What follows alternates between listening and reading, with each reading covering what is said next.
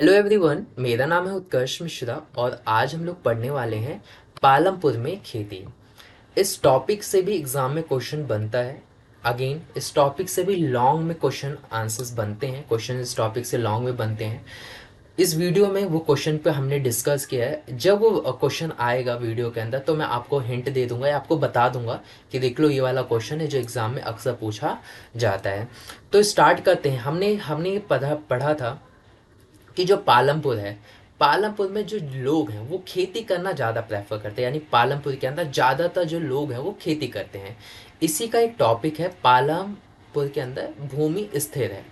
ये जो टॉपिक है भूमि स्थिर है। और एक चीज़ और, ये जो टॉपिक है ना पालमपुर में खेती, ये काफ़ी बड़ा टॉपिक है। तो इसके ऊपर आपकी दो या तीन वीडियो आएगी, पहली ये और दो वीडियो और आएगी।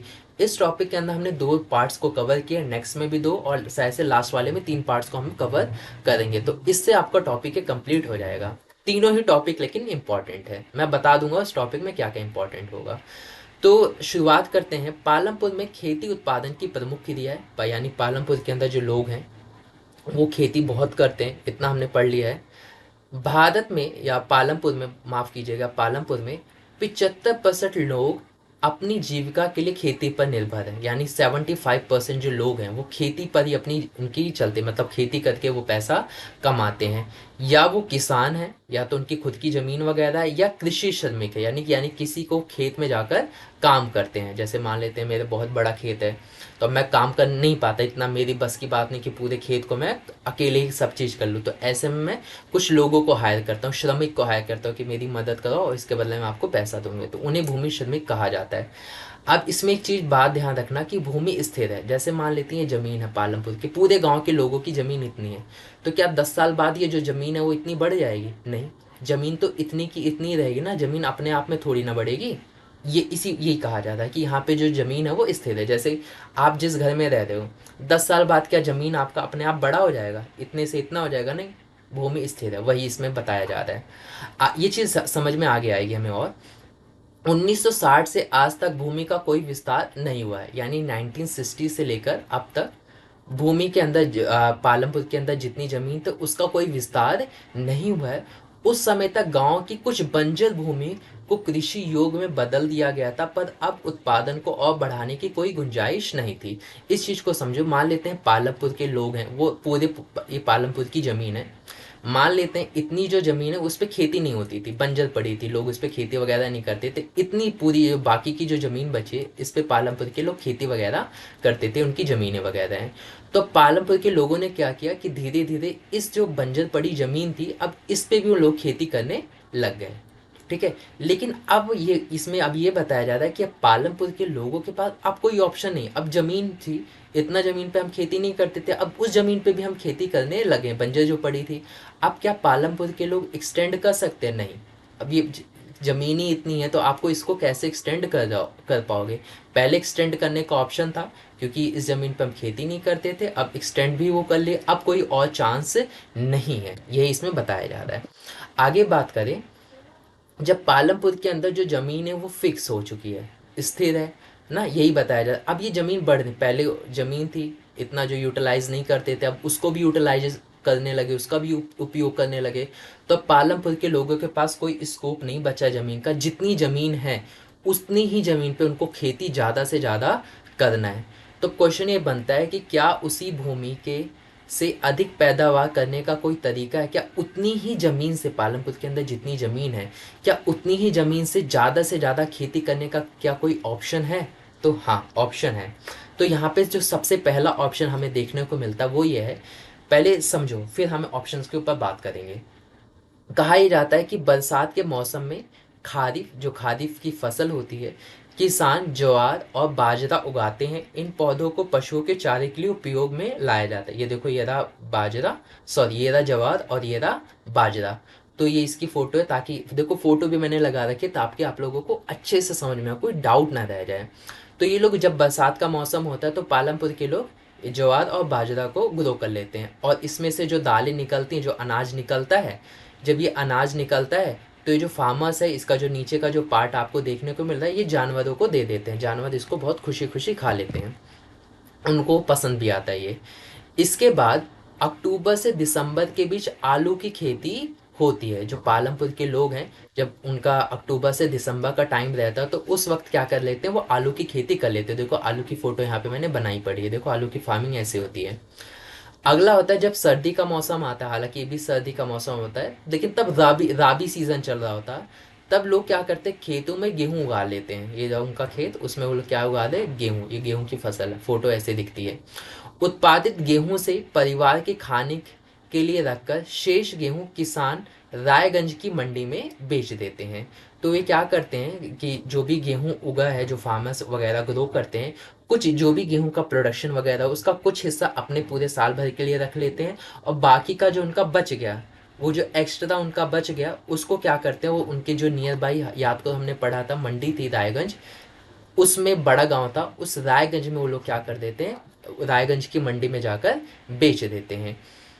लोग भूमि के एक भाग में गन्ने की भी खेती करते हैं, जिसको वर्ष में एक बार कटाई होती है। गन्ना अपने कच्चे रूप में गुड़ के रूप में शाहपुर के व्यापारियों को बेच दिया जाता है। या तो कच्चा रूप होता है उसका, या फिर गुड़ बनाकर, या तो कच्चा रूप यानी ऐसे गन्ने के रूप ऐसे ही दे दिया, या फिर गन्ने से गुड़ बनाया और गुड़ फिर जाकर शाहपुर के व्यापारियों को दे दिया। तो यहाँ पे हम क्या समझते हैं कि जो पालमपुर के लोग हैं, वो एक ही साल के अंदर अलग अलग सीजन होते हैं, उन अलग अलग सीजन्स के अंदर वो क्या कर रहे हैं, फार्मिंग कर रहे हैं, खेती कर रहे हैं। पालमपुर में एक वर्ष में किसान 3 अलग अलग फसलें पैदा कर पाते हैं, क्योंकि वहाँ सिंचाई की सुव्यवस्थित व्यवस्था है, सुविकसित व्यवस्था है। पालमपुर के लोग ऐसा क्यों कर पा रहे हैं कि वो एक साल के अंदर ही 3 फसलें ग्रो कर पा रहे हैं? इसका सबसे बड़ा रीज़न है क्योंकि वहाँ पे पानी की सबसे अच्छी व्यवस्था है, सुविकसित व्यवस्था है। पानी एक ऐसी ज़रूरी कंडीशन होती है फार्मिंग के लिए, क्योंकि अगर फार्मिंग के अंदर पानी ही आपको नहीं मिलेगा तो फसल ग्रो कैसे होंगी? पानी इस वजह से बहुत ज़्यादा ज़रूरी होता है, और वहाँ पे वो अच्छा है, इसी वजह से पालमपुर के लोग इतनी अलग अलग वैरायटी ऑफ जो क्रॉप्स है उसको ग्रो कर पा रहे हैं। लेकिन ये व्यवस्था पहले नहीं थी। पहले पालमपुर के किसान राहट द्वारा पानी निकाल कर छोटे छोटे खेतों की सिंचाई किया करते। ये दो देख लो इमेज, इसे राहट कहा जाता है। पहले के लोग इसी का टेक्निक का यूज़ करके अपने खेतों के अंदर पानी को, अपने खेतों में पानी डाला करते थे, और अपनी जो जो भी फसल वगैरह ग्रो है उसको पानी की सप्लाई दिया करते थे, उसको पानी पिलाया करते थे। तो पहले के लोग इस टेक्निक का यूज़ करते थे। लेकिन फिर पालमपुर के अंदर याद करो क्या हो चुका था, लोग नलकूप का यूज़ करने लगे, यानी मोटर का यूज़ करने लगे। उसको इलेक्ट्रिसिटी में लगाया, प्लग लगाया और ऑन किया, ज़मीन से पानी निकाल कर वो दे रहे हैं। तो ये काफ़ी ज़्यादा इजी पड़ता है मोटर से पानी निकालना, और ये थोड़ा डिफ़िकल्ट हुआ करता था, और इससे ज़्यादा पानी वगैरह लोग निकाल नहीं पाते, छोटे छोटे ही हिस्से को सींच पाते थे। लेकिन मोटर से क्या होता है, मोटर में बहुत ज़्यादा पानी निकलता था, और इससे काफ़ी लंबे समय तक, काफ़ी कम समय में, काफ़ी जल्दी वो अपने खेतों को पानी दे पाते थे, अपने पौधों को पानी दे पाते थे। एक वर्ष में किसी भूमि पर एक से ज़्यादा फसल पैदा करने को बहुविध फसल प्रणाली कहते हैं। ये इंपॉर्टेंट है, एग्जाम में पूछा जाता है कि बहुविध फसल प्रणाली किसे कहते हैं, क्या होता है? एक साल के अंदर उसी जमीन पर एक से ज़्यादा फसल को ग्रो करना ही क्या कहा जाता है, बहुविध फसल प्रणाली कहते हैं। इसे इंग्लिश में कहा जाता है मल्टी क्रॉपिंग।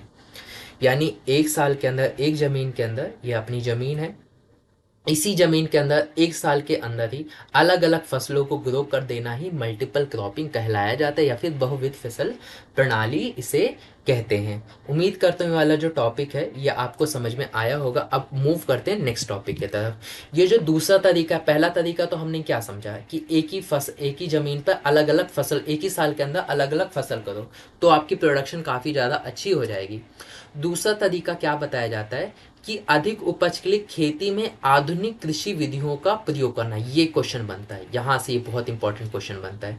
क्वेश्चन ये बनता है, आगे उसका डिस्कशन है वो तभी मैं बता दूंगा। अभी ये समझ दो कि जो दूसरा तरीका क्या करते हैं, जो किसान, जो फार्मर्स हैं, वो लोग क्या करते हैं, आधुनिक टेक्निक का उपयोग करते हैं, मॉडर्न चीज़ों का उपयोग करते खेती को प्रोडक्शन बढ़ाते हैं। पहले हम समझते हैं पहले कैसे होता था।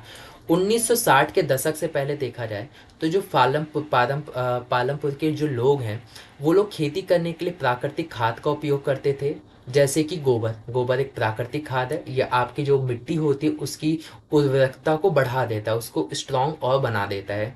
खेती पारंपरिक बीजों का प्रयोग किया जाता था। खेती करने के लिए जो पारंपरिक बीज हैं, नॉर्मल जैसे जो नॉर्मल सीड्स है, उनका उपयोग किया जाता था। बीजों को कम सिंचाई की आवश्यकता होती थी, और खेती जो पारंपरिक बीज है, इनकी एक फैसिलिटी, अच्छी खासियत होती थी कि इनको पानी की ज़्यादा ज़रूरत नहीं होती थी, ये कम पानी में भी अच्छा ग्रो कर जाते थे। अब आता है नेक्स्ट पॉइंट। ये क्वेश्चन बनता है कि 1960 के दशक के अंत में हरित क्रांति के बाद या हरित क्रांति में क्या हुआ था, क्वेश्चन या तो ये ऐसा बनेगा कि 1900 हरित क्रांति के क्या फायदे हुए थे, या तो एग्जाम में ये पूछा जाएगा, या हरित क्रांति क्या है ये पूछा जाएगा, ठीक है, या फिर आपसे ये पूछा जाएगा कि आधुनिक जो कृषि होती है वो कैसे की जाती है, आधुनिक कृषि हम किसे कहते हैं। तो उसका जवाब इस पूरे इमेज के अंदर है, इसे समझना ध्यान से। तो आधुनिक जो खेती होती है उसके अंदर क्या होता है कि अधिक उपज वाले बीजों का उपयोग करना। इसका मैं थोड़ा इंक चेंज कर देता हूँ। अधिक उपज वाले बीजों का उपयोग करना, अधिक उपज यानी इसे कहा जाता है HYV सीड्स। HYV सीड जो होते हैं वो नॉर्मल सीड से थोड़े डिफरेंट होते हैं। क्यों? क्योंकि अगर आप नॉर्मल सीड्स को ग्रो करोगे तो उसमें उतनी प्रोडक्शन नहीं आएगी, लेकिन अगर आप उसी ज़मीन पर HYV सीड्स को ग्रो करोगे तो उसमें जो फसल जब उगेगी तो काफ़ी ज़्यादा मात्रा में होगी।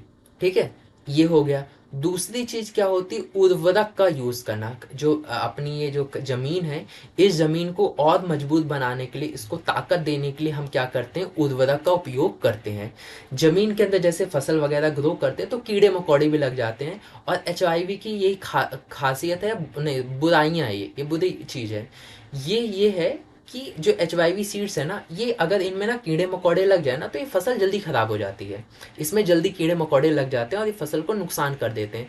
लेकिन जो नॉर्मल सीड्स से अगर कोई खेती है, वो नॉर्मल सीड्स डाल के आपने उसको किए तो उसमें कीड़े मकोड़े लगते हैं तो उन बड़ी स्ट्रांग होते हैं, कीड़े मकोड़े उसका उतना कुछ बिगाड़ नहीं पाते।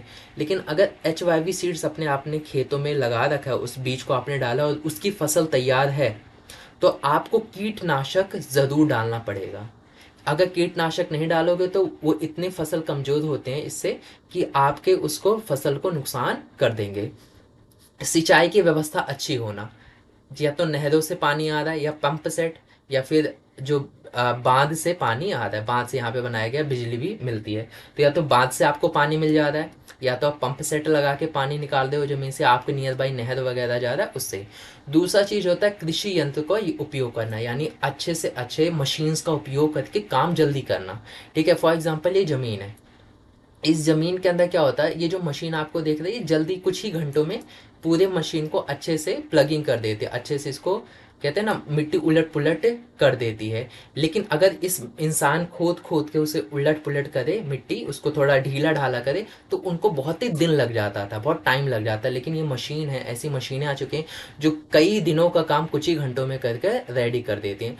तो ये कुछ है मॉडर्न फार्मिंग। ठीक है, आधुनिक कृषि के तरीके हैं। इससे क्या होता है, आधुनिक कृषि में क्या करने से फायदे ये होता है कि काम जल्दी हो जाता है, आपका बहुत ही ज़्यादा काम स्पीड में हो जाता है, इससे फायदे भी बहुत मिलते हैं। देखो अब क्या बताया जाता है, जो उपज की मैं बात कर रहा था ना यहाँ पे, अगर आपको उपज समझ में ना आया हो, नॉर्मल और HYV सीड्स में कितना फ़र्क होता है, तो कहा ही जाता है कि अगर आप परंपरागत बीजों का उपयोग करो, वही नॉर्मल सीड्स का उपयोग किया करो, तो आप 1 हेक्टेयर के अंदर 1300 किलोग्राम आप गेहूँ उगा लेते थे।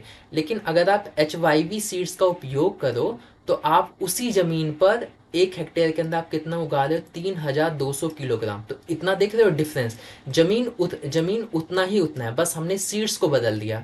पहले नॉर्मल सीड्स का उपयोग करते थे, अब हम क्या करने लगे, HYV सीड्स का उपयोग करने लगे।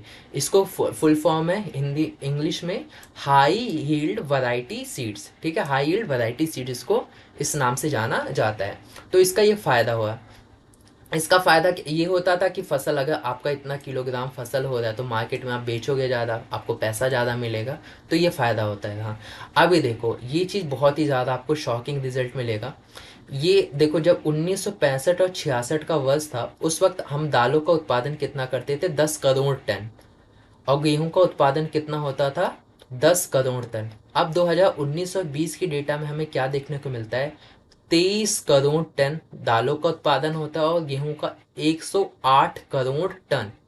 तो हम देख सकते हैं कहाँ पहले 10 करोड़ टन उत्पादन होता था, अब कहाँ वो 108 करोड़ टन पे आ चुका है। तो कितनी ज़्यादा हमें ग्रोथ देखने को मिलती है इन इनपुट्स का उपयोग करते, इन मॉडर्न टेक्निक्स का उपयोग करके कितना ज़्यादा फ़ायदा हमें देखने को मिलता है। और सोच लो इससे किसानों को कितना ज़्यादा लाभ मिला होगा। इससे किसानों को बहुत ज़्यादा लाभ मिला है। उत्तर प्रदेश जैसे गाँव में, पंजाब जैसे गाँव में इन्हीं इन्हीं चीज़ों का उपयोग कर कर वो अपनी जो फसल है उसको और ज़्यादा अच्छा से ग्रो करने की कोशिश से करते हैं। तो मल्टीपल क्रॉपिंग समझ में आया हमें, और ये समझ में आया। तो फार्मर्स पालमपुर के जो लोग हैं वो इन्हीं दो टेक्निक्स का उपयोग करके उसी ज़मीन को ज़्यादा से ज़्यादा प्रोडक्टिव बनाने का काम करते हैं। उम्मीद करता हूँ आप लोगों की वीडियो अच्छी लगी होगी। वीडियो अच्छी लगी है तो कमेंट करके मुझे ज़रूर बताइएगा। अपने दोस्तों में इस वीडियो को ज़रूर शेयर करिएगा। मिलते हैं आप लोगों से नेक्स्ट वीडियो में, तब तक के लिए बाय बाय।